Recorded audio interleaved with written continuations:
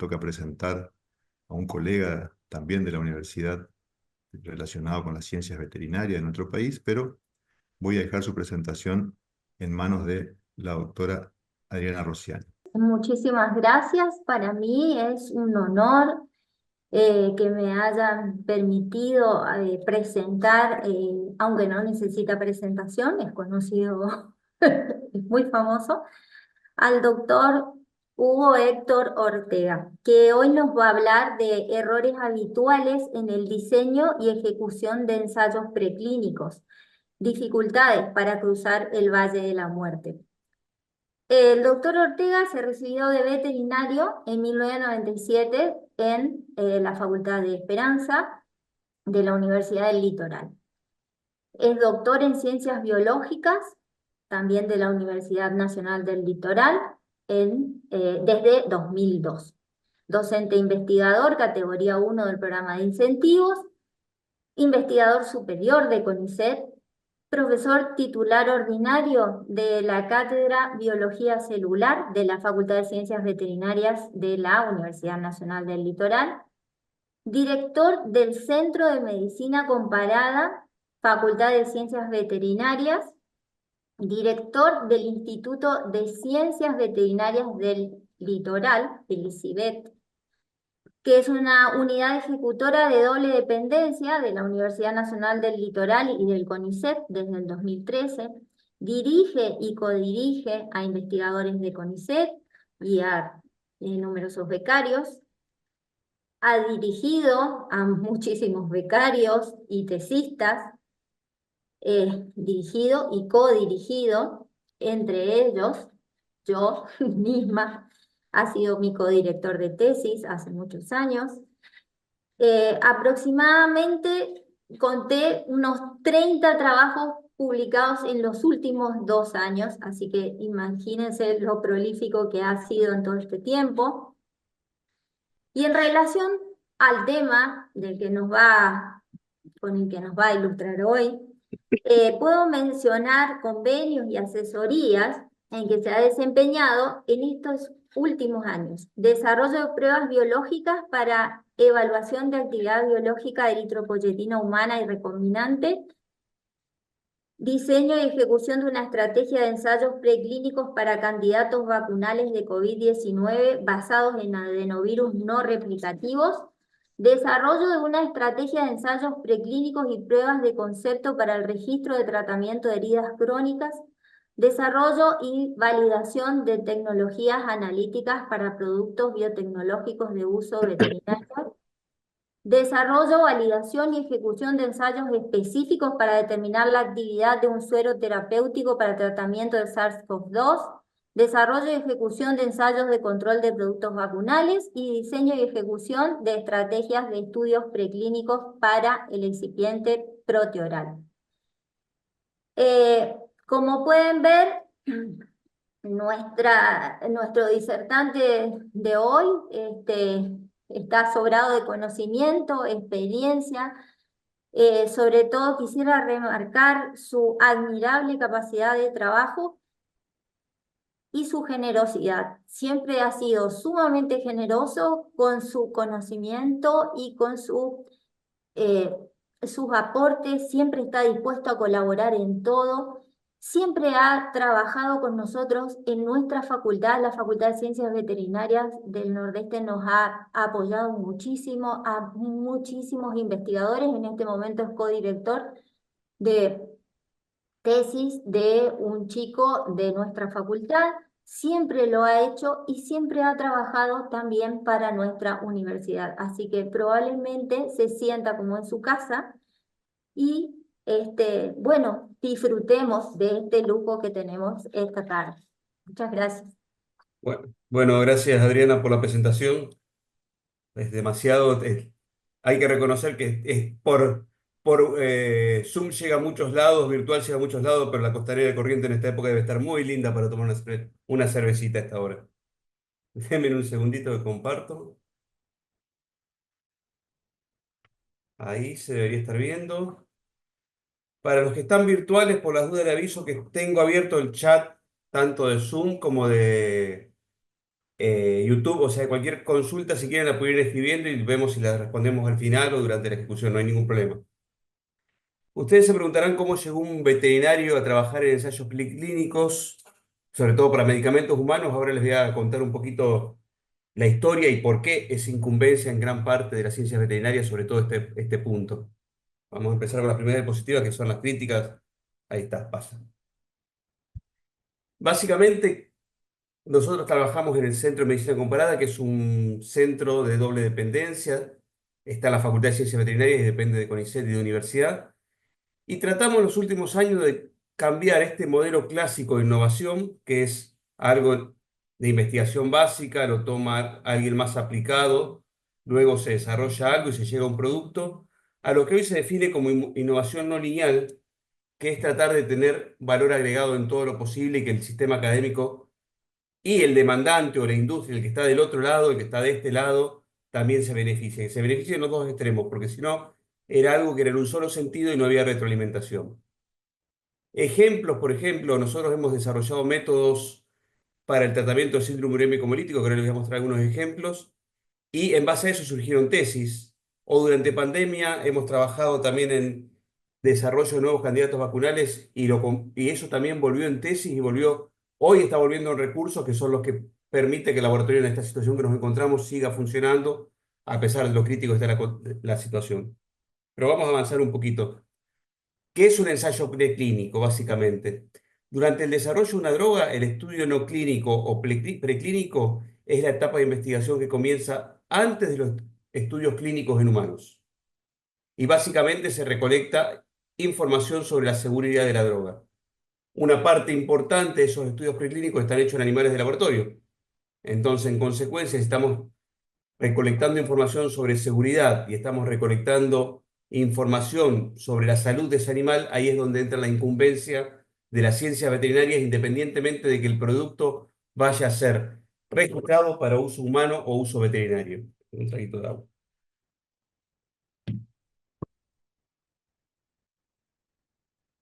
Estos estudios pueden ser regulatorios o no. Ya vamos a aclarar qué es regulatorio y qué no, pero es una diferencia muy importante que puede haber. Y los productos no solamente son medicamentos, sino que van desde los materiales que se pueden usar en una prótesis hasta la última terapia génica que va a ser usada tal vez en un solo paciente.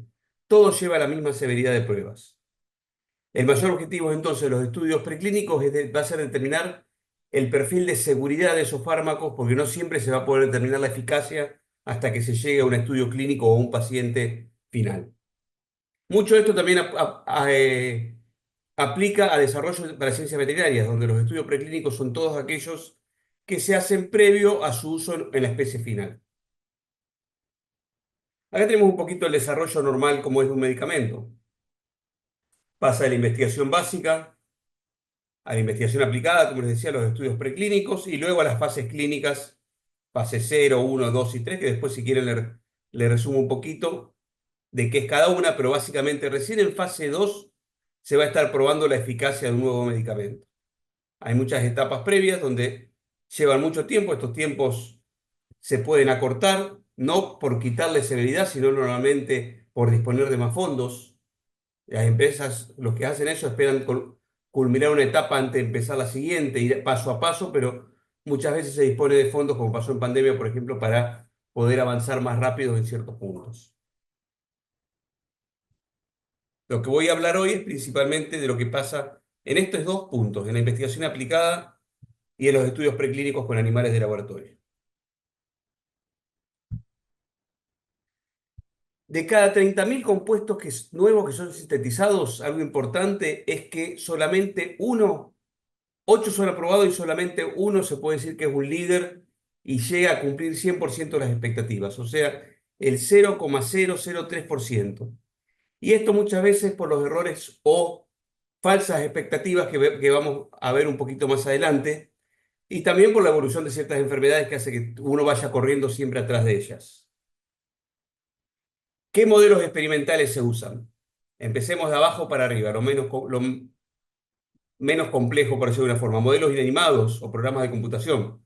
Por ejemplo, si uno está probando el algoritmo la parte informática de un software para una bomba de insulina, que es un dispositivo médico, primero va a trabajar seguramente con modelos inanimados, modelos de computación y demás. Luego tal vez se pase a bacterias, protozoos o hongos o células eucariotas. Si eso avanza, vamos a pasar a tejidos o células de origen animal, incluso células humanas. Si eso avanza, va a llegar a animales de experimentación y por último a voluntarios humanos, sobre todo en las etapas clínicas. Esto parece raro, pero esto es un cartel real en Estados Unidos de un reclutamiento para ensayos clínicos. ¿Qué es la fase preclínica regulatoria que les decía hoy? Es la parte que la agencia regulatoria, llámese en nuestro país ANMAT para humanos, SENASA para veterinaria, ANVISA en Brasil, FDA en Estados Unidos, EMA en Europa, va a pedir una serie de estudios de seguridad muy exhaustivos para poder llevar adelante estos ensayos. Entonces, ¿por qué básicamente se hacen estos estudios preclínicos y por qué son regulatorios? ¿Por qué hablábamos de que es importante que se hagan bajo ciertas normas? Básicamente, hay gran parte de la normativa que hoy es exigida en todo el mundo surgió por errores previos y demás. Si hoy vamos a Córdoba, creo que para la zona de ustedes también pasando por Entre Ríos, vamos a ver que hay leyes súper estrictas, por ejemplo, para luces de los autos, multa por todas las demás. Pero eso surgió porque había un montón de accidentes. Y hoy yo les puedo comentar, si nos quejamos, que la misma autopista, la autopista Rosario-Córdoba, en el lado de Córdoba tiene la mitad de muertos que históricamente que del lado de Santa Fe, simplemente porque la policía controla más. Entonces somos hijos del rigor. ¿Y qué pasó con medicamentos? Primero, la epidemia de histeria, 1902. Todos se creían Pasteur. Todos tomaban pústulas, las aplicaban en pacientes sanos, enfermos y demás. Y eso llevó a que se tenga que generar lo que fue el Acta de Control de Productos Biológicos, una de las primeras documentaciones que hay, que luego fue la base de lo que hoy es la FDA. En 1906 se publica un libro llamado de Jungle, que lo que hace es mostrar el desastre que era el manejo de la carne en los frigoríficos de Chicago. Eso llevó a la creación del Acta de Medicamentos y Alimentos Puros, que fue la base de lo que es la USDA, el Departamento de Agricultura hoy de Estados Unidos. El elixir de sulfamilamida, un medicamento que teóricamente servía para curar todo y demás, tenía dietilenglicol. Sabemos lo que causa, los que venimos del área de ciencias médicas, lo que causa el dietilenglicol, un nefrotóxico. Acercándonos un poquito más ahora a la talidomida. Digamos, que tenemos ciertos años, no habíamos nacido, pero vimos consecuencias de lo que fue, lo que es hoy la generación de talidomida. Eso llevó a enmiendas muy serias sobre lo que es la prueba de nuevos medicamentos. Este era un medicamento que básicamente era para la malaria y se comenzó a correr la voz entre mujeres embarazadas que sacaban mareos. Y hay una generación completa de hoy adultos de 60 años con falta de miembros o agenesia de miembros. Eso no terminó. En el año 1976 comienzan a surgir los primeros marcapasos, por ejemplo, y prótesis de alta complejidad.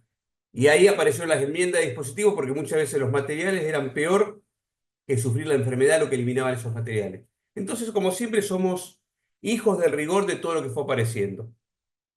Tampoco nos vayamos tan lejos. Fíjense, un medicamento, un anticuerpo monoclonal llamado TG1412, se realizaron pruebas en monos, incluso en monos era un inmunomodulador para artritis. Se usó una dosis de hasta 50 miligramos por kilo en monos y no se encontró. Monos es la última, normalmente, barrera que se pasa antes de llegar con un medicamento de alto riesgo a humanos. Y ya no se hacen pruebas de toxicidad para que nos quedemos tranquilos. Se hacen pruebas de seguridad, ya con dosis que van a ser cercanas a los de los humanos y con pruebas de clínicas muchísimo más complejas. Básicamente se hizo un primer ensayo en humanos, o fase 0, o First in Human, usando una dosis 500 veces menores a la que se había usado en monos. Se administró a voluntarios sanos. Se imaginen que si estamos hablando de errores, se imaginarán las consecuencias de esto. Primer ensayo en humano, catastrófico. 6 voluntarios de los 6 terminan en terapia intensiva con falla multiorgánica. Hay una serie de la BBS que cuenta toda la historia. Básicamente, ¿qué se había propuesto? Primero que se había producido un efecto de una cascada de citoquinas. ¿Generada por qué? Si vamos a la parte de animales de laboratorio, vamos a ver que los animales de laboratorio que se utilizan en estas pruebas son con altísimos controles microbiológicos y demás que prácticamente no tienen patógenos durante toda su vida, no son expuestos a bacterias patógenas. ¿Qué pasó en este caso? No se había estudiado, lo vamos a ver un poquito más adelante, la homología de este medicamento con los receptores. Y tenía un receptor, el linfocito T memoria. Cuando a los pacientes se lo aplicaron, fue como que los linfocitos T memoria recordaran desde la vacuna que le habían dado en el talón cuando eran bebé hasta la última infección que tuvieron ahora. Se desató una cascada de respuesta inmune contra todas las enfermedades a las que habían estado expuestos estos pacientes desde su nacimiento. Algo más. Normalmente uno hace estudio de homología y se había encontrado que la molécula era 96% homóloga, el receptor, no de la molécula, el receptor, el CD28, que era contra la molécula contra que inhibía este anticuerpo monoclonal, que básicamente la función que tenía justamente era deprimir el sistema inmune para evitar enfermedades autoinmunes, era 96% similar. Entonces, si uno toma una secuencia de 1000 aminoácidos, que haya 40 diferentes, no hay problema. Pero ¿qué pasó? No se había estudiado en qué parte eran esos 40. Cuando pasa esto, se vuelve para atrás, se analiza nuevamente y se encuentra que de una fracción muy pequeña, que era el sitio unión al ligando, o sea, el sitio donde se tenía que unir la droga, esos 40, ese 4% estaba en ese lugar. Entonces, el efecto que tenía sobre la acción de la droga era altísimo. Esto llevó a que se tengan que hacer estudios de homología muchísimo más profundos cuando se prueban este tipo de medicamentos. No nos tenemos que ir tan lejos. Fíjense, año 2016, otra droga, una droga inhibidora de una amilasa, estaba indicada para ansiedad y desórdenes motrices, tipo carabinoide. Era una molécula pequeña, digamos, los medicamentos se clasifican en moléculas pequeñas, moléculas grandes y biológicas. El que les mostré anterior era un biológico. Esto es una molécula pequeña, tipo aspirina. En el otro extremo, acá está la molécula muy chiquita. Entonces no se consideró de alto riesgo. No entró en la definición de alto riesgo que se había generado en 2007 por el error de 2006. Entonces, esto se hizo el ensayo clínico y hubo un muerto y 5 personas con lesiones cerebrales que dejaron secuelas. Entonces, ¿qué es lo bueno de esto? Muy poco es bueno, pero lo bueno es lo que se aprendió. Básicamente se aprendió que todos los ensayos clínicos tienen que estar publicados y hoy hay una base de datos que se llama Clinical Trial, que cualquiera puede entrar, y ya desde 2000 a la fecha hay registrados 495.000 ensayos. ¿Para qué sirve? Para saber si alguien está probando un medicamento similar, dónde se está probando, o si cerca de donde yo estoy por probar un medicamento, se está probando algún medicamento que combinado podría ocasionar problemas. ¿Por qué? Porque por más que los pacientes, los voluntarios firmen convenios en los cuales no pueden exponerse a otro medicamento, uno nunca sabe si ese paciente no está participando de 2 o 3 ensayos clínicos a la vez, y hay casos que se ha visto reclutamiento múltiple. Para que se dé una idea, a lo que han llegado las CRO, las empresas que hacen esto actualmente, es los pacientes que participan en esta etapa por seguridad tienen una pulsera que mide frecuencia cardíaca, temperatura y un montón de parámetros, pero también avisa cuando se está acercando a un sitio donde se está realizando tu ensayo clínico como seguridad. El paciente firma la conformidad de esa, no es que se lo hace sin que lo sepa. ¿Qué más se aprendió? Que bueno, justo vamos a esto, muy importante mejorar la seguridad de los participantes. Disponer de ensayos preclínicos. Es muy importante identificar tempranamente cualquier molécula de riesgo y que los ensayos preclínicos que hacemos en animales sean sumamente profundos y con normas de calidad adecuadas para llevarlos adelante. Después voy a volver con eso. Y también efectuar una evaluación neuropsicológica de los pacientes.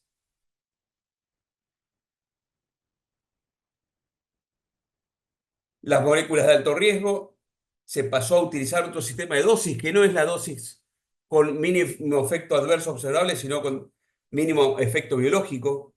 Y también se modificó el diseño de los ensayos de fase 0, fase 1, donde ahora se trata de a un paciente por vez y se espera la respuesta de ese paciente antes de avanzar con otro. Eso es mandatorio ahora. Y esto no, es una publicación donde se publicó justamente el año pasado el ensayo donde murió el voluntario, porque justamente una forma de evitar errores es que se conozcan los errores. Hasta no hace mucho todo esto se tapaba abajo de una alfombra. Entonces, volvamos a esto, volvamos al modelo de investigación transaccional. ¿Qué pasa con esto? Nos encontramos con un montón de valles de la muerte. ¿Qué son los valles de la muerte? Lugares donde que por diferentes cosas los ensayos no tienen el resultado que esperamos. Vayamos, por ejemplo, por parte. El nombre Valle de la Muerte surgió de una revista de Nature, de una publicación en Nature en 2008, donde decían que se había abierto un abismo entre lo que se descubría y lo que llegaba a los pacientes. Fíjense, en este estudio del 96 al 2006, 10 años, cómo subió en Estados Unidos la inversión en investigación y desarrollo, mientras cómo bajaba el número de nuevas moléculas registradas. Cada vez esa brecha va a seguir siendo mayor. Primero, porque cada vez quedan más enfermedades citatoras y justamente las que quedan son las más difíciles. Entonces, ¿qué pasa acá? ¿Cuáles son las causas de esto? Primero, reproducibilidad de los resultados. Vamos a ir viendo una... No voy a avanzar ahora porque si no perdemos tiempo. Vamos a ir viéndola una por una. Reproducibilidad. A todos nos gusta llegar de un desarrollo a la mesada y publicar un artículo en una revista. A esto es más lindo hacerlo presencial, porque yo normalmente pregunto a los que estamos cuántos repiten un ensayo cuando le da bien. Imaginarán la respuesta es nadie.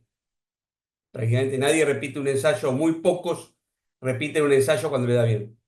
Pero ahí es donde está el problema. ¿Por qué? Porque si lo repetimos, tal vez las otras veces tengamos que contar una historia diferente, que no contamos y la escondimos. Y si lo hacemos 3 veces, tal vez nos da de otra forma. ¿Y cuál era la que estaba bien o cuál era la que está mal? ¿Está bien porque dio como nosotros pensábamos? ¿O está bien porque pensé que iba a dar así? ¿O las veces que dieron mal en realidad son las que dieron bien 2 veces y la vez que dio bien en realidad la que dio mal? Bueno, hoy revistas de primer nivel están pidiendo al menos 3 réplicas de los ensayos con la disponibilidad de los datos crudos de los mismos. Nos ha pasado con revistas publicadas de vacunas de COVID. La industria lo sabe. Ha habido estudios donde han tratado de repetir lo que se hace en la academia y solamente el 21% pudo ser repetido tal cual estaba en una publicación. Y esto es lo que lleva muchas veces a que la industria o quien vaya a captar una patente o algo generado por el ámbito académico no tenga confianza. Las evidencias son muchas. Los errores son muchísimos. No analizarlos de una manera ciega, no randomizar los animales por grupo, que haya conflictos de interés, calcular mal el número de animales. Les doy ejemplo de 2. Randomizar. Yo normalmente también pregunto, ¿cómo separan los animales? Si tengo 10 animales en una jaula, ¿cómo separo mitad y mitad? Y lo más común es sacar 5. Ya me quedé con 5 y 5.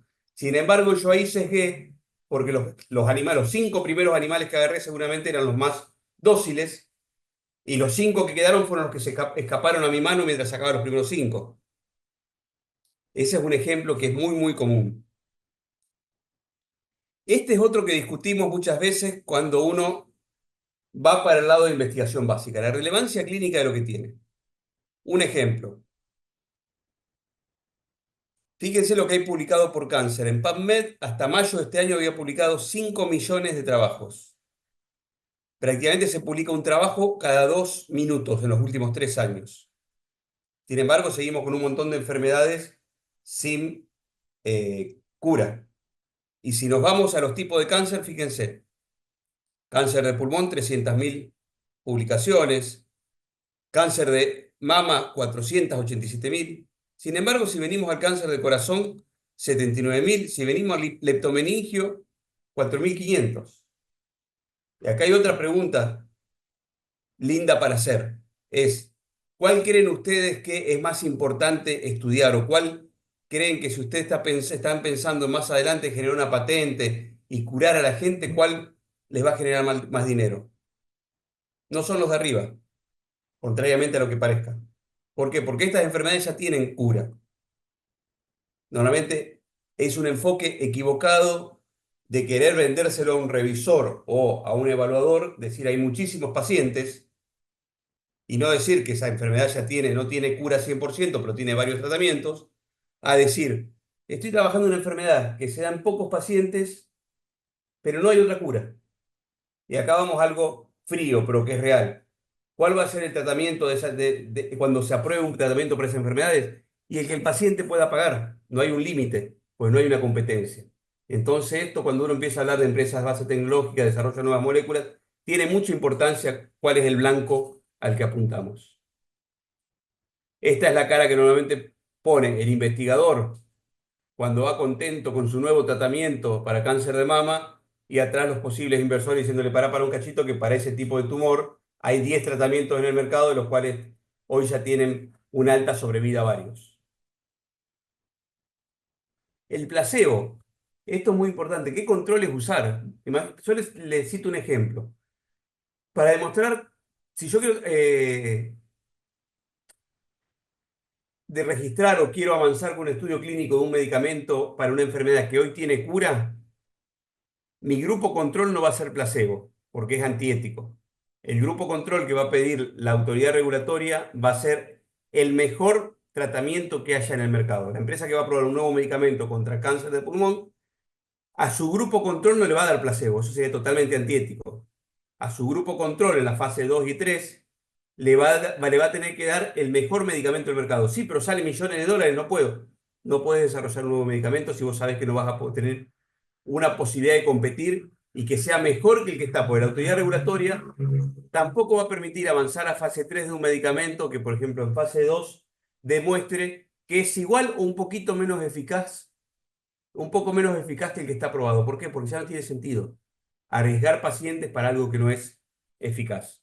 Y esto muchas veces puede sesgar el ensayo, sobre todo en las etapas iniciales, cuando estamos en un laboratorio de una facultad y no podemos comprar el amoxidal, vamos a comprar la amoxilina 500. Y tal vez nuestro antibiótico de que funciona mejor que la amoxilina 500. Y se lo vayamos a vender, lo patentamos y se lo vamos a vender a un laboratorio o generamos una empresa base tecnológica. Pero viene un inversor y me dice, pero pará, el verdadero antibiótico o el que es bueno es el amoxidal, no es la amoxicilina 500. Probámelo contra el amoxidal. Y ahí fallamos. Y ahí se termina y caemos en uno de esos valles de la muerte que decía recién. Otro tema es selección de modelos, también en la investigación básica. Acá voy a mostrar algunos ejemplos. ¿Para qué usamos los modelos experimentales? Básicamente porque van a ser aquellos que nos van a permitir ver la película completa y no quedarnos con la foto. Cualquiera, no cualquiera, pero creo que la mayoría de los que estamos acá, si vemos esa foto, abajo está, sabemos qué película es, pero muchas veces viendo solamente una foto de la enfermedad, viendo la signología en un determinado momento, no podemos identificar un blanco de tratamiento si no tenemos la historia completa. También tener esa historia completa nos va a permitir, cuando generamos modelos, reproducir las enfermedades y tener más casuística en ensayos preclínicos para probar nuevos medicamentos. Hacer estudios fisiológicos y patológicos que no podría hacer en un paciente. Yo no puedo a un paciente sacarle biopsias cada una semana, no puedo sacarle sangre cada 5 minutos. Bueno, ahora les voy a mostrar ejemplos o bioimágenes que van a ver ejemplos de cosas que hacemos que no se podrían hacer ya en un estado más avanzado.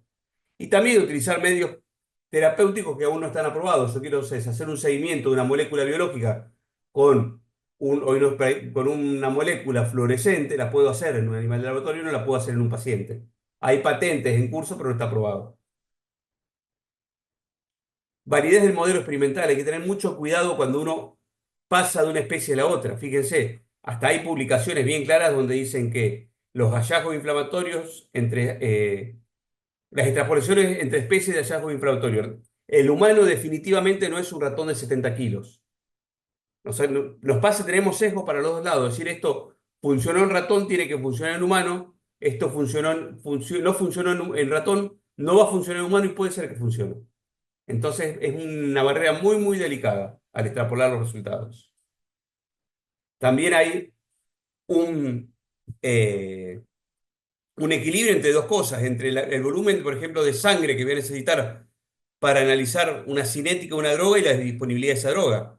Hoy sintetizar un biológico para hacer una prueba preclínica sale más caro que todos los ensayos preclínicos. Sin embargo, no puedo utilizar un animal muy grande, tengo que usar un animal muy chico y complica muchísimo, muchísimo complica muchísimo el desarrollo de esa molécula. Estoy leyendo acá un comentario, si normalmente se trabajaría por... ¿Normalmente que trabajaría? No, con relación a lo que había preguntado. Básicamente, entonces uno tiene que buscar el balance entre las técnicas analíticas a desarrollar que me permitan, por ejemplo, detectar la molécula o detectar el efecto y la cantidad de molécula que voy a tener para inyectar. Entonces acá nosotros siempre hacemos un chiste, es que si fuese por nosotros trabajaríamos en elefantes, si fuese por el que desarrolla la molécula trabajaría en un mini ratón para usar lo mínimo posible.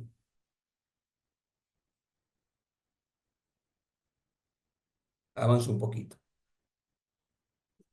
El modelo que seleccione, ¿de qué va a depender? Primero, que tenga órgano blanco, por ejemplo. No me sirve de nada trabajar con una molécula que se elimina por vesícula biliar, por bilis, si el animal que me voy a trabajar no tiene bilis. O lo mismo pasa con una población leucocitaria. Voy a poder ver los efectos farmacológicos. ¿Qué metabolismo tiene esa droga? No sé, estoy trabajando con un protector gástrico para ver si inhibe, estoy pensando cualquier cosa, si inhibe el efecto del ácido estomacal en una droga para, para que se absorba el intestino entera, para que llegue completo a intestino. Pero digo, no, pero voy a necesitar mucha muestra, entonces trabajo con conejos. O tengo cobayos, sí, pero el conejo y el cobayo son más parecidos a un herbívoro que a un humano. En cambio, la rata y el ratón son monogástricos más parecidos a un humano, principalmente carnívoros o omnívoros. Entonces, son muchas cosas las que entran en juego, incluso en el metabolismo de esas drogas, porque la droga, el metabolismo de un ratón o de una rata, el metabolismo hepático es muchísimo más alto, por ejemplo, que el de un conejo, el de un cobayo, justamente por el tipo de dieta. Son cosas que uno tiene que tener en cuenta al diseñar estos ensayos. Este lo avanzo un poquito. La calidad de los animales. Esto sí es algo importante. Es básicamente, acá vemos dos ratones Valve-C, los dos son negritos, iguales, unos 6J y otros 6NJ. Hace unos años se publicó este artículo en Science que muestra un chihuahua y un gran danés. Y lo que había sido hecho era, lo que había hecho, perdón, era estudiar ratones Valve-C, que son parecidos a los C57, pero blanquitos, de diferentes lugares del mundo. Y había descrito que a pesar de que todos eran blanquitos, chiquitos, iguales, la diferencia genética que había entre esos ratones, por más que fenotípicamente sean iguales, era más grande que la que había entre un chihuahua y un gran danés. Sin embargo, se tomaban todos los ratones como iguales. Y ahí hay muchos problemas de ensayos con medicamentos que funcionan en un lugar y dejan de funcionar en otro. Pasa muchas veces con eso. Esas son un poquito las instalaciones del centro. Si se fijan cómo son los sistemas de mantenimiento hoy de animales de laboratorio en ensayos preclínicos regulatorios, o sea, ensayos que se van a presentar a la autoridad regulatoria, prácticamente cada cajita o cada jaula es una incubadora de bebés donde se controla el aire que ingresa, la temperatura, la humedad y todo el aire que ingresa y sale de cada jar, sumado a sistemas de monitoreo permanente que ya lo había mostrado. La calidad de animales de laboratorio. Fíjense, esto es un ejemplo de la toxicidad no, perdón, de la cantidad del N que necesito de animales para un determinado ensayo, si tiene o no tiene micoplasma. Micoplasma es un patógeno oportunista, ni siquiera causa la enfermedad normalmente. Sin embargo, si tengo animales de baja calidad, necesito 5 veces más animales. Si vamos a lo que es hoy el refinamiento, las famosas 3R, reducción, refinamiento y demás, tener animales de baja calidad es lo peor que puede pasar en cuanto a la reducción de la cantidad de animales. Lo mismo pasa con las condiciones ambientales. Me acuerdo cuando le habíamos empezado a llevar animales a corriente, los problemas que había de transporte, básicamente. Cuesta mucho, el transporte lo aísla, pero es un problema serio. Pero fíjense acá, animales mantenidos a 30 grados frente a animales mantenidos a 34, pongámosle a 22 grados o a 26 grados. 4 grados de diferencia, fíjense. Uno dice, ¿qué puede pasar por 4 grados? Bueno, la toxicidad de la epinefrina se multiplica por 5. Yo ¿esto qué es? Un ratón mantenido a 26 grados, necesito 257 miligramos por kilo para que el 50% muera. Mientras que si lo mantengo a 30 grados con 55 miligramos por kilo mueren.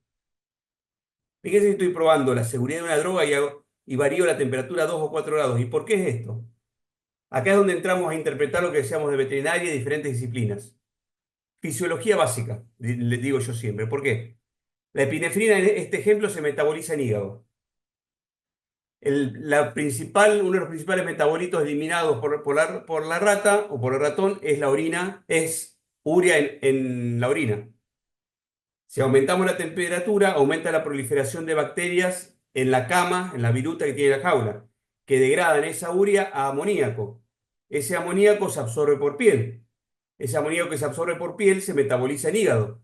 Y ahora el hígado, que está ocupado en metabolizar 257 miligramos por kilo de epinefrina, tiene que metabolizar además la urea, perdón, el amoníaco que está absorbiendo el animal porque me olvidé de prender el aire acondicionado.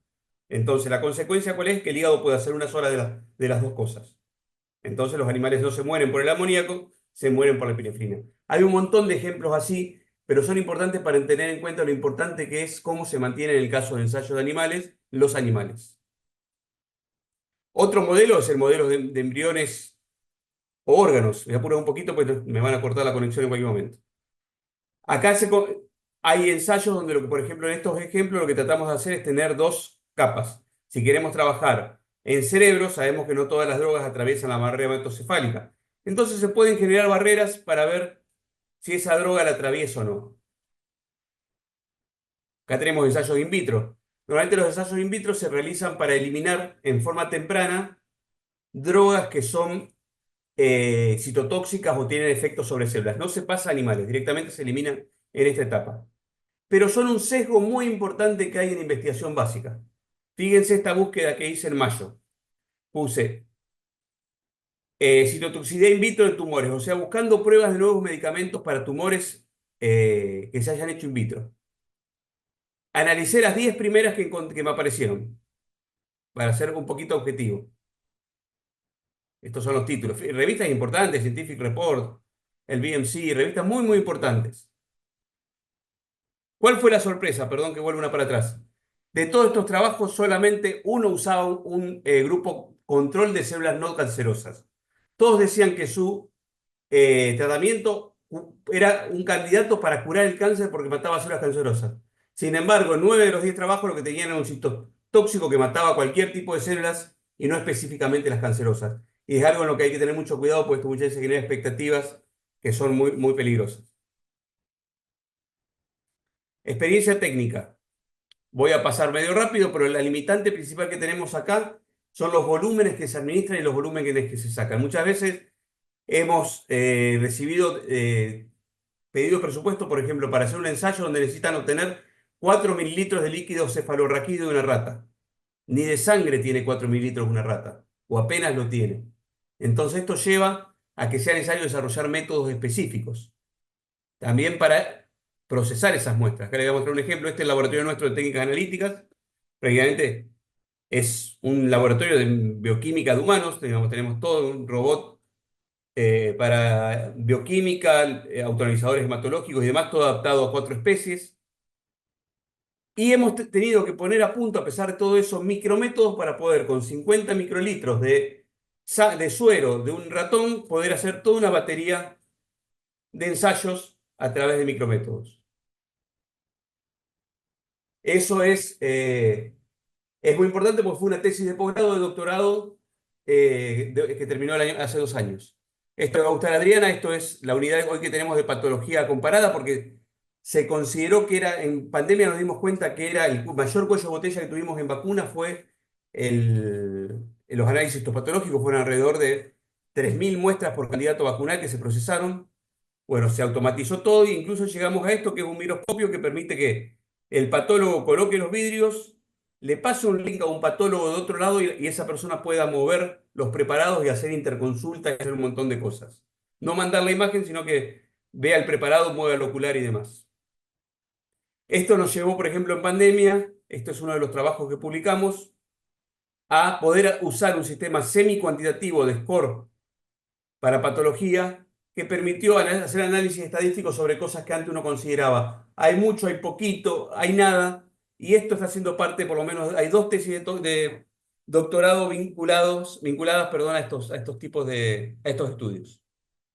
Y sin embargo, esto fue pago por una empresa. Eso es lo que yo les decía hoy de innovación no lineal. Y todos los equipos de patología que vimos recién fueron pagos en parte por convenios con empresas, igual que el autorizador bioquímico.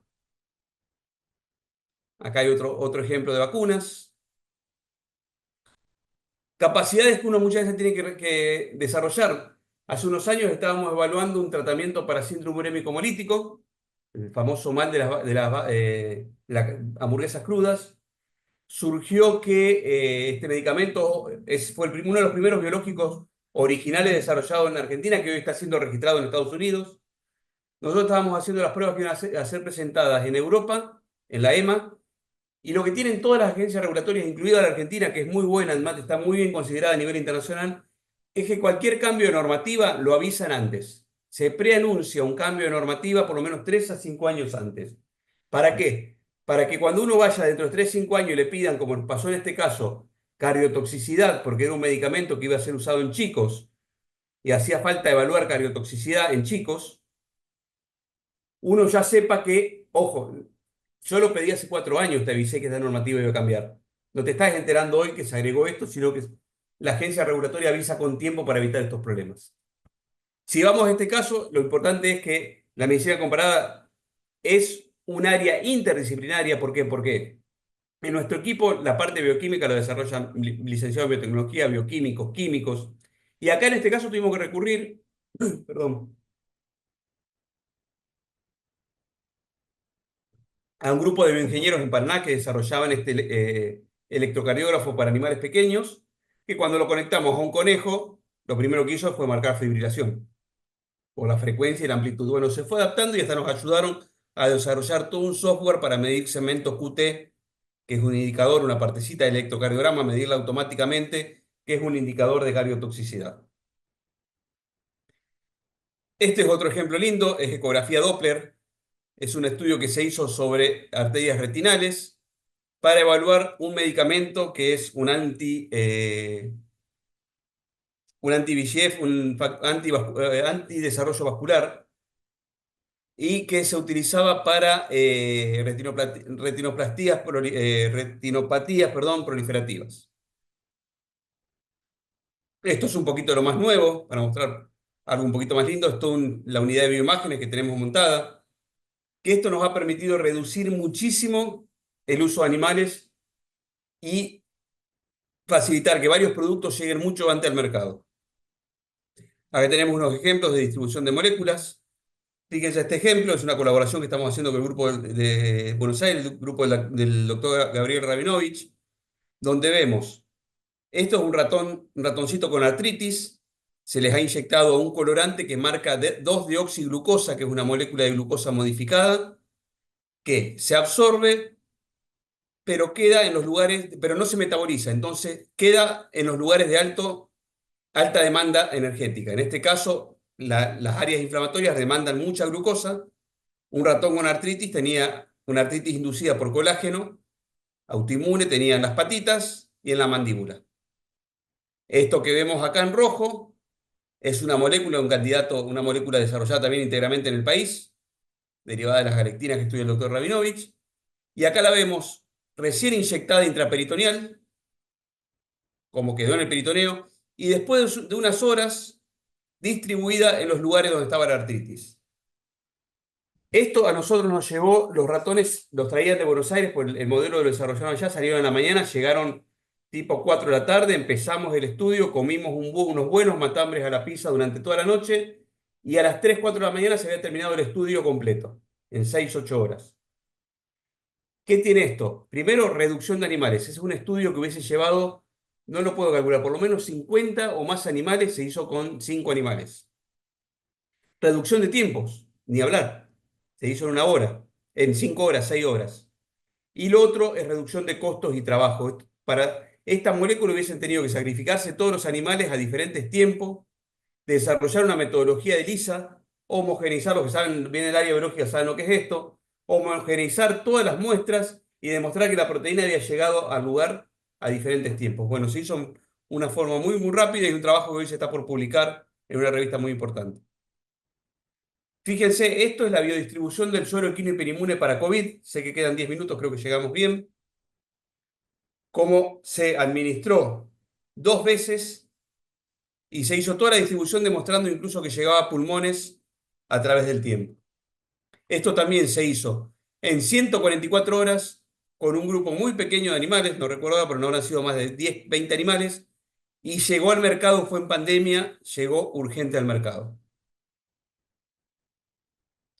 Esta es otra molécula nueva que estamos viendo si llega a cerebro. También es muy complicado el estudio de esto porque son moléculas muchas veces que no tienen forma de seguirlas de otra forma. Y acá, bueno, a diferentes tiempos se encontraron dos tiempos en los cuales presumíamos que podía haber marcación del sistema nervioso. Esto es un mismo animal vivo a través del tiempo. El animal permanece vivo, a través del tiempo uno lo estudia, y en esos tiempos que eran de interés, en lugar de estar sacrificando animales en todos los tiempos, se tomaron las muestras de cerebro y se hizo lo que se llama ex vivo, que es estudiar en diferentes porciones de un órgano con el animal ya vivo hasta dónde llegó la molécula. Y acá el animal se había perfundido, entonces lo que teníamos, estamos probando dos cosas, que había llegado al sistema nervioso y que había salido de la barrera hematoencefálica la molécula. Fíjense esto es un modelo de hidatidosis. Fíjense lo que es trabajar sobre un modelo donde yo puedo ver en tiempo real los quistes y la evaluación de los quistes hidatídicos, el tratamiento y demás. Tengo que saber anatomía porque esto que veo acá abajo es la vejiga. Entonces acá empezamos con la interdisciplinaridad. Pero básicamente es una imagen que nos permite ver, hoy lo estamos usando para muchísimas cosas, ver en tiempo y en lugar real muchas moléculas. Este es el ejemplo que les mencionaba hoy, lo que puede comprender un ensayo preclínico. Esto es el desarrollo de la vacuna COVID que hoy está en el mercado, Arvac.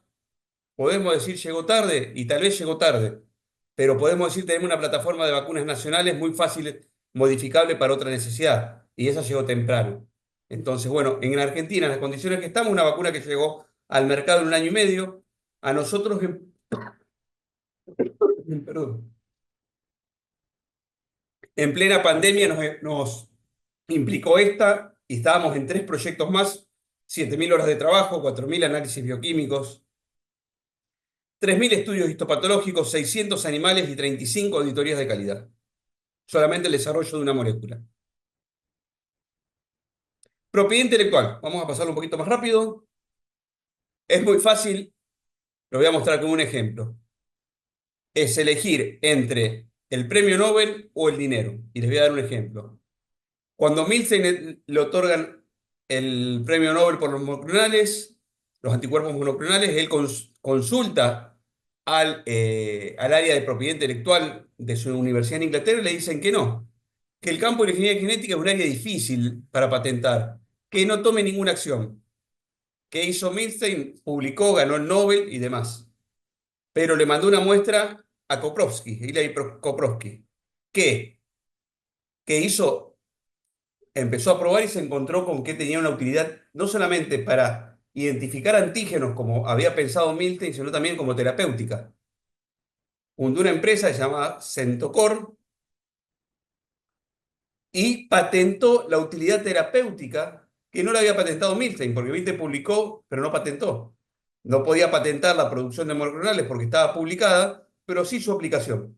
Bueno, Milstein ganó el Nobel, Koprowski fundó Centrocor, que hoy es Janssen Biotech, que es una de las farmacéuticas más grandes del mundo. Entonces acá tenemos el ejemplo de lo que es patentar o no patentar. Hoy hay, todas las universidades tienen áreas muy capacitadas para lo que es propiedad intelectual, y es muy importante cuando uno tiene un descubrimiento relevante hacer una evaluación de patentabilidad para ver si es plausible de proteger. Eso da para mucho otro día, por lo que es la base de una empresa de base tecnológica, generación de empleo y demás. Asuntos regulatorios, esto los vamos a pasar un poquito más rápido. ¿Por qué básicamente los estudios relativos a seguridad son regulatorios? Porque tienen que ser sí o sí realizados bajo lo que se llama buenas prácticas de laboratorio, que ahora se lo voy a resumir. Y hay regulaciones que nos van a decir cuántos animales usar, qué especie usar, qué dosis usar, cuántas dosis probar, cómo mantener los animales. Todo está estrictamente regulado y tiene que estar auditable. Nosotros somos el único centro de Argentina de una institución pública que cumple con estas normas, las tenemos certificadas, y somos el único de Argentina, y creemos, nunca averiguamos, pero por la demanda que tenemos, creemos que somos uno de los únicos de Latinoamérica con el alcance para productos biotecnológicos y biofarmacéuticos. Para que se una idea, en pandemia trabajamos para vacunas de Brasil, seguimos trabajando para empresas brasileras, hay muchos desarrollos realizados en el centro. ¿Y por qué son regulatorios y son tan importantes? Esto es una anécdota. Cuando estábamos desarrollando lo que fue esa vacuna de Noviral, que sigue en camino pero con otro blanco ahora, no va para COVID, y le dijimos, no hay que hacer estudio de dosis repetida. El investigador me dice, no, fíjense en el contexto que estamos. La pandemia desaparece enseguida, esta vacuna la vamos a aplicar una sola vez. ¿Para qué queremos hacer estudio de dosis repetida? Yo le decía, porque la autoridad regulatoria exige estudio de dosis repetida. No, pero se va a usar. Bueno, ¿por qué la autoridad la exige? Porque contra la estupidez humana no hay nada. Y si se fijan en estos recortes diarios, hay gente que se vacunó hasta 200 veces para, en este caso, ganar dinero. Entonces, esto lo tomo como ejemplo. ¿Por qué en los estudios en animales de laboratorio se usan dosis 100, 200 veces mayores y se busca, salvo en vacunas, en el resto de medicamentos, encontrar los efectos tóxicos? Es importante, por más que esa droga, nosotros no queremos que en el humano tenga efecto tóxico, tenemos que saber a qué dosis y qué efectos tóxicos tiene. ¿Por qué? Cualquiera de nosotros agarramos cualquier medicamento y nos fijamos que atrás dice, en caso de sobredosis, comunicarse con el hospital tanto.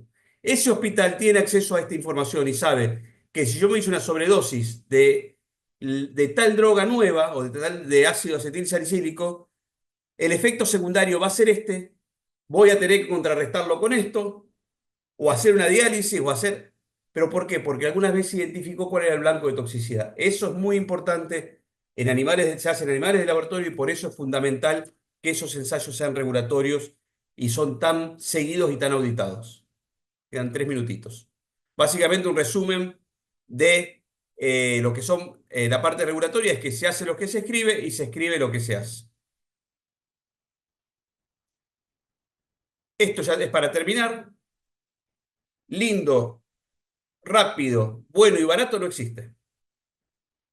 Entonces, el costo, si yo quiero achicar costos, voy a estirar el tiempo, o voy a estirar la calidad y demás. Y acá hay algo muy importante, que la mayoría de las veces estamos trabajando con desarrollo de empresas de base tecnológica o empresas que tienen una patente y tienen que llegar al mercado antes que la patente caiga, porque si llegan después de que la patente cayó, cualquiera lo puede copiar. Entonces, yo no puedo tocar nada que me acorte el tiempo, porque nos pasó en pandemia, bueno, lo mencionó Adriana cuando empezábamos, mencionó el caso de un tratamiento para cicatrices. ¿Qué fue lo que nos pasó? La empresa, una empresa generada en la Universidad de Tucumán, le habían dado un corte de plazo. Corte de plazo es cuando te dicen, bueno, los plazos, te doy 15 días para que resuelvas este problema. Que encontré la documentación, ellos reivindicaban varias cosas, decían que el medicamento servía para varias cosas. La Oficina de Patentes de Estados Unidos no estaba de acuerdo, quería que aporten más evidencias. Ellos se confiaron que estamos en pandemia y que todos los cortes de plazo se habían suspendido. O sea que si eran 15 días, esos 15 días volvían a correr cuando salíamos de pandemia. No eran 15 días por suerte, creo que eran un mes o dos.